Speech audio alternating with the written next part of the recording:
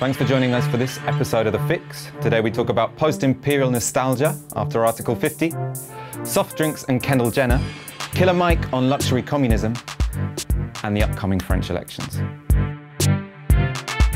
Welcome to The Fix. Today I'm joined by Tom Mills, author and sociologist. Thanks for coming on the show. Thanks for having me. Maya Goodfellow, journalist with Media Diversified. Brilliant. We're going to talk about a lot of things today, but first of all, it's been a special 2 weeks. It's been a proud 2 weeks for Britain. After 44 years under the yoke of our European neighbours, we are finally going to be an independent global Britain. In an independent global Britain, no longer will we coyly hide the Easter from our egg hunts. No longer will we suffer under the humiliation of girly-coloured passports. And our iron ladies will not hesitate to defend small rocks from Spanish-speaking invaders. This is a global Britain, and Novara Media is here and ready to seize the day. Makes you feel proud, right?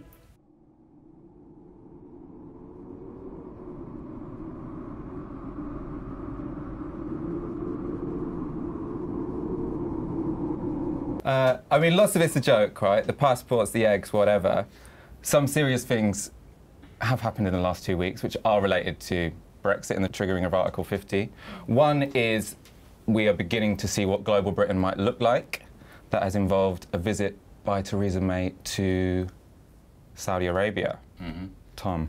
Yeah, so Theresa May visited Saudi Arabia this week. Saudis are most important ally of the United States in the Middle East, and it's in the context of the Saudi-led coalition, which is prosecuting a very brutal air campaign and intervention in neighbouring Yemen.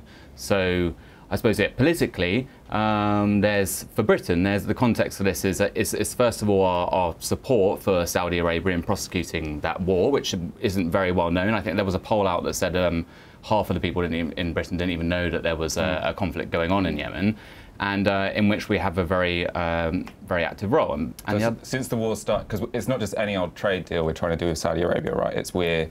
They're our biggest customer of arms. We've sold them £3 billion worth of warplanes since the Yemen conflict started. Yeah.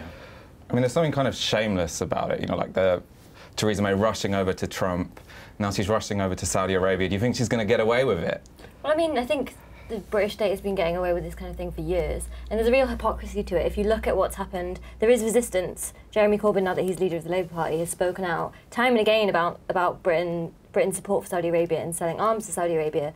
And there was actually a motion in the House of Commons introduced by Emily Thornberry in October of last year, in which they were pushing for Britain to pause its support for Saudi Arabia until it could be investigated whether there has been a breach of international law, and that a lot of Labour MPs didn't turn up for that vote. So there's a real issue there about how we're even seeing what is morally right and what is morally wrong in terms of international foreign politics, and what Britain is willing to do with some countries and not with others is incredibly problematic. And I think that the fact that we now have an opposition that's willing to at least highlight this is positive, but now we need the rest of that opposition to kind of get behind that. Yeah, I agree. And also, you know, of course we had the issue of, like, will she get away with it? I mean, there's just not going to be any pushback from the media, like, that's strong enough. And a lot of this stuff, I think, is so sort of deep that it's kind of accepted, you know, that, oh, Saudi is an important ally. And it's not that the people aren't critical of Saudi Arabia, but you know, the level of, I mean, first of all, the oppression there, but I mean, it's probably worth us sort of going over how brutal, you know, or how dangerous Yemen has become, you know, with Saudi support. I mean, we've got 3 million people on the brink of starvation. We've got a population there, which I think, like, 28% children or something like that. So, so we're on the brink of a catastrophe here, and it's just not been given enough acknowledgement. And you were saying Theresa May was potentially bringing a liberating force to the Middle East, wasn't she? What did she do that was for the women? She came out and said that her visit to Saudi Arabia would inspire Saudi women to, you know, that they can too be leaders one day. And I mean, it really is the white saviour complex. All over. It was really showing it in action, and I think what she does with those statements, which are embraced by certain parts of the press and the public, is totally erase any kind of grassroots action that is taking place in Saudi Arabia. The assumption that Saudi women are passive, kind of needing the white woman to come and save them from brown men, is really the Spivak kind of classic thing of white people needing to save brown women. It's, I mean, at the same time as supporting their most oppressive government, you know, I mean, it's incredible, really. I mean, maybe she can tie it into trade as well. Maybe we'll sell more cars to Saudi Arabia once they've been inspired by Theresa May not having a headscarf to start. Well, they wouldn't can't driving in Saudi Arabia, right? Well, that's so what I'm saying. If she can push the then policy, then it might be good for if we had cars, Nissan or whatever. Maybe that was the deal. Slightly more silly, Gibraltar.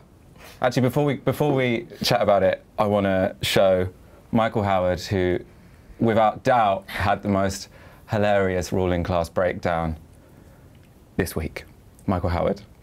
The EU says that Spain will have a veto on whether any Brexit deal, the free trade deal you're talking about, should apply to the ROC. How should the British government respond to that? As it has responded by making it absolutely clear that we will stand by Gibraltar. 35 years ago this week, Andrew, another woman Prime Minister sent a task force halfway across the world to protect another small group of British people against another Spanish-speaking country. And I'm absolutely clear that our current woman Prime Minister will show the same resolve in relation to Gibraltar as her predecessor did. What the fuck was that? Extraordinary. Proud? Yeah, of course, yeah. It's always nice to see Michael rousing the national spirit, I think. So what's it about? Why are we going to invade the ROC? I think this speaks to the fact that Britain's never really got to grips with the fact it lost its empire. So his comparison between Gibraltar and the Falklands, what's interesting about the Falklands is in the 80s, that was when Britain was in a period of post-imperial decline, right? So that was an opportunity for Thatcher to kind of stamp her authority, to kind of get some. She became a worldwide, if you like, celebrity off the back of this, and there was huge support for it. And I think that he's trying to recapture some of that spirit, which is really throughout the whole of the Brexit. This idea of Britain becoming great again is really tightly intertwined with this idea of empire.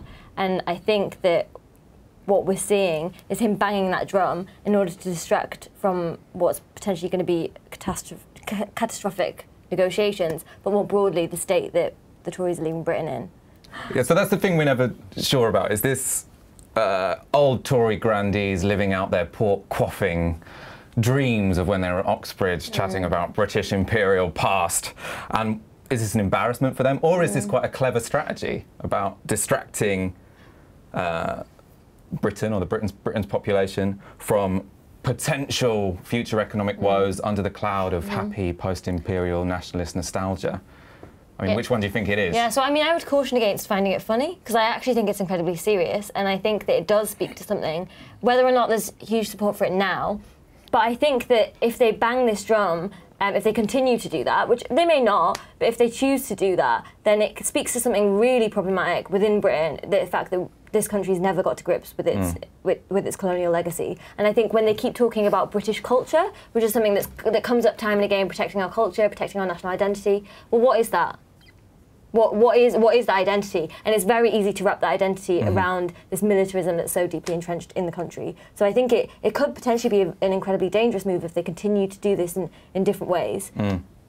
I agree. I think nationalism, obviously, it does have a purchase. I mean, if you look at what happens, you go to war, generally people will get behind the troops. That's what you see in all these opinion polls. So, you know, in any country around the world, if you're at war and you're feeling like you're rallying together around a cause, then I think it will get people on your side. But I mean, going back to this sort of Falklands analogy, it's always been assumed that Thatcher's increased popularity during that period was the sort of Falklands effect, you know, and that sort of nationalistic nostalgia was really useful to her. But I forget the name of the author, but there was a scholarly piece where they examined this and found that it was probably more to do with the economic upturn at that time that gave her that sort of lift, and the Falklands effect was probably at least sort of restricted to the period of combat. So, you know, it's hard to know what the effect's going to be, but I mean, I think it it will probably have a strong purchase. Some people, probably older people, and definitely UKIP voters and Tory voters, you know, are going to love all that stuff. Labour people I think what's interesting is what's different about this time is with the Brexit negotiations. It is about redefining, whether we like it or not, it is about redefining Britain's place in the world. I mean, because there are going to be all these trade deals that they have to agree upon. So if this militarism is so deeply part of that redefinition, what we need is a strong left to fight against that. So it's difficult to say how that will shape up, but what's clear is if already you have Tory grandees trying to do that, then I think that there needs to be some kind of really clear opposition from the left about actually what do we want this country to be once we have left the EU, and this isn't the direction we want it to go in. More important than what Tory grandees say in terms of public opinion is probably going to be the press. They're very much on board with this. The Sun have exceeded themselves with puns this week in terms of the Gibraltar rock. Beginning with hands off our rock, we've got a monkey holding hands off our rock. Nuestra roca no se toca. Don't touch our rock in Spanish. I like how we're speaking to them as well. Then we went for up yours, señors, which I kind of liked. And probably the best of all, we only want to blow the bloody señors off. Don't know why that'd be in Australian, but was Michael Caine Australian in that movie? I don't know. Anyway. Good. Kind of sold. What do you think? Yeah. Yeah? You think it's going to work?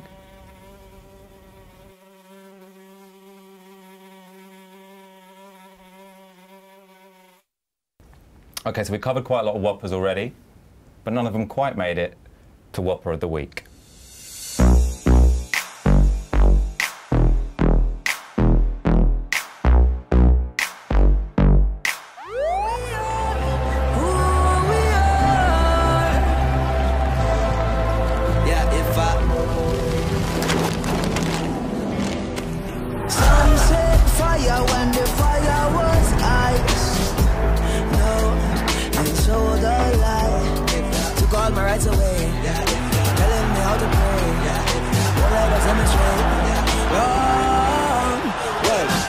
Living the core with pride. All of the lions will strive. Working so hard to unite.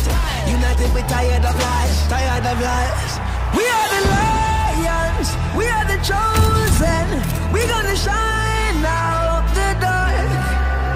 We are the movement. This generation. You better know.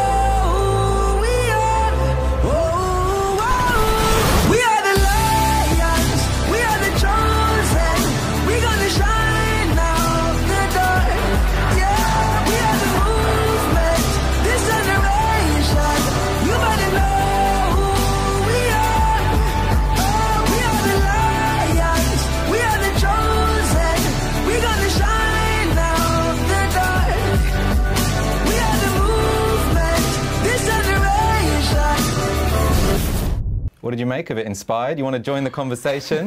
No, I mean, what they're really doing is co-opting protest, right? Especially what's... Oh, really? Yeah.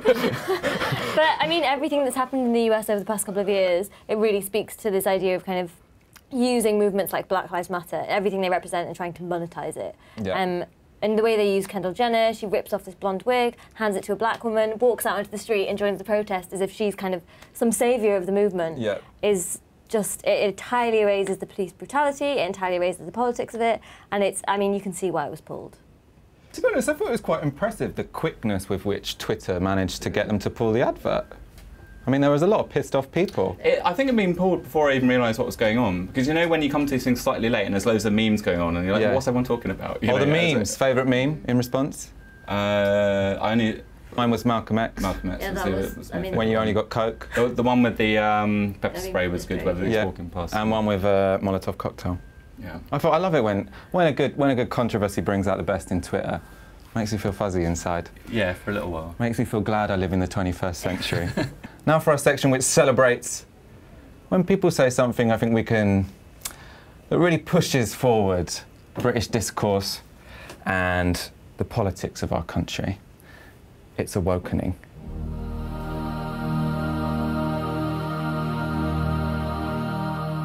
I want to ask you, though, about one of the policies you've been floating at your conference, a three-day weekend. How's that going to work? we really wanted to flag this up because we think that we need bold new ideas, really, for the country. We're facing the 21st century, a very uncertain world with big pressures from corporate globalisation. So we need more time off to think about how uncertain. Well, you know what? When I was a kid, we were told there'd be all this wealth created, we'd have this great technological advance, but you know what? What we're seeing is just growing inequality, and we feel that people are being shortchanged.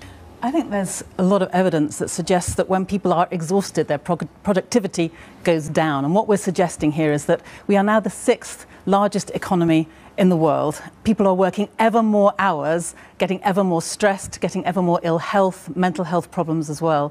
What we want to do is take a step back and think, what is the purpose of the economy? What kind of country do we want to be? And it speaks to the issue, are jobs still necessary?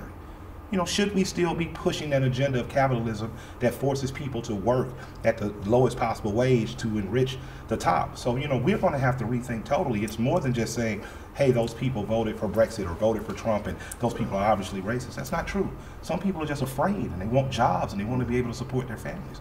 So I think that, you know, to cure the cancer, you don't start in the 4th stage. You know, you start before it ever begins. So I think that the cure for the cancer that we're seeing ultimately is still not in blaming politics and politicians, but pushing beyond our boundaries and saying, you know, have we outlived this old system? So that was Caroline Lucas and Jonathon Bartley on a 3-day weekend, and Killer Mike and LP on Robots for All. Luxury communism's getting big, right? Mm-hmm.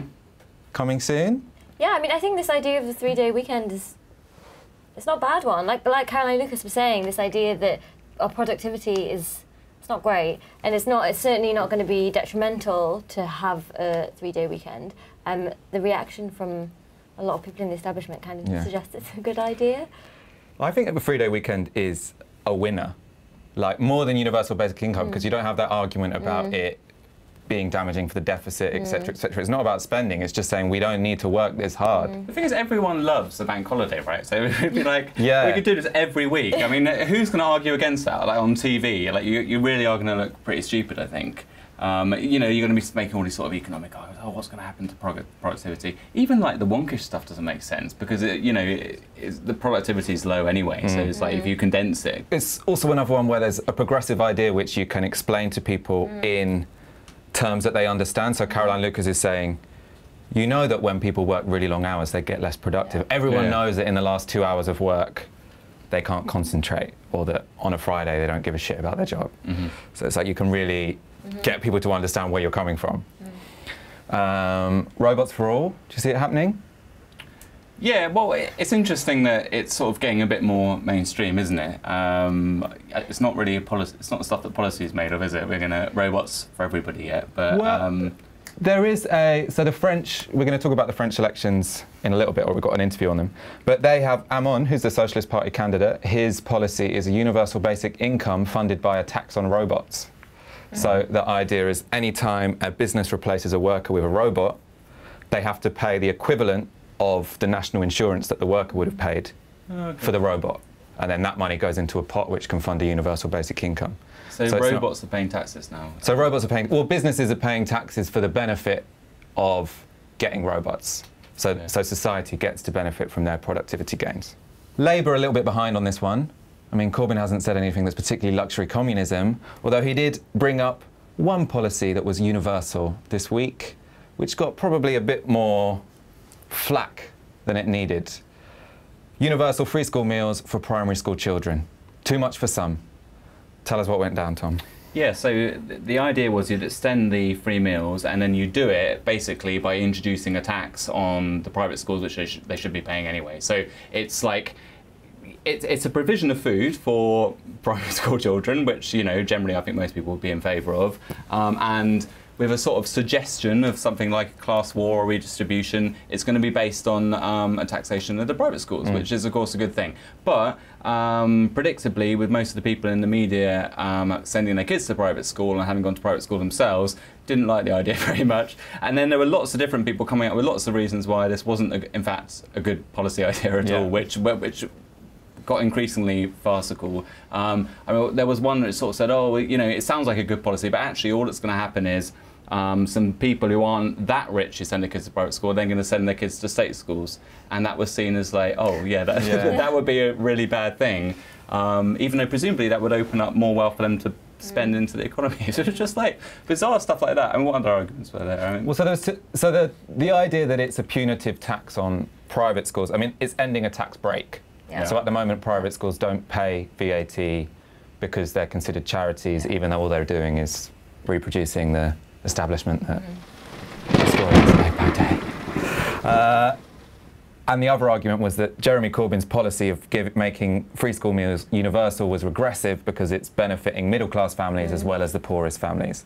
I saw one that I just remembered, which was, does Jeremy Corbyn realise that actually the beneficiaries of this are going to be the corporate food companies? Yeah, which are I thought that was amazing. You know, so there were all these that was really editor of Schools Week. Yeah, there were some really eccentric kind of arguments, weren't there, against it, which just, yeah. But the universal nature of it is key. Yeah. Right? That's a positive thing. And the basis of the welfare state was supposed to be about universalism. And it takes away the stigma. It means that everyone is fed and everyone's learning. And there is no downside, as far as I can see, to this policy. Yeah. And like you say, the attack on it is representative of what the threat it poses to the establishment. A really small threat. Imagine if kids got free meals. No, but in terms of the private schools. What's going to happen when we try and communise the robots? I think imagine the backlash then. You know, yeah, even that. I mean, they're just like, it's not going to hit most of them anyway, you know, because if you think like it will be a little bit of money, the extra money they have to pay, right? But I mean, I guess it's sort of the principle. Anything that sort of suggests any kind of erosion of class power just gets these like really bizarre kind of. But it questions their power, right? It questions their right to have the charitable status for private schools.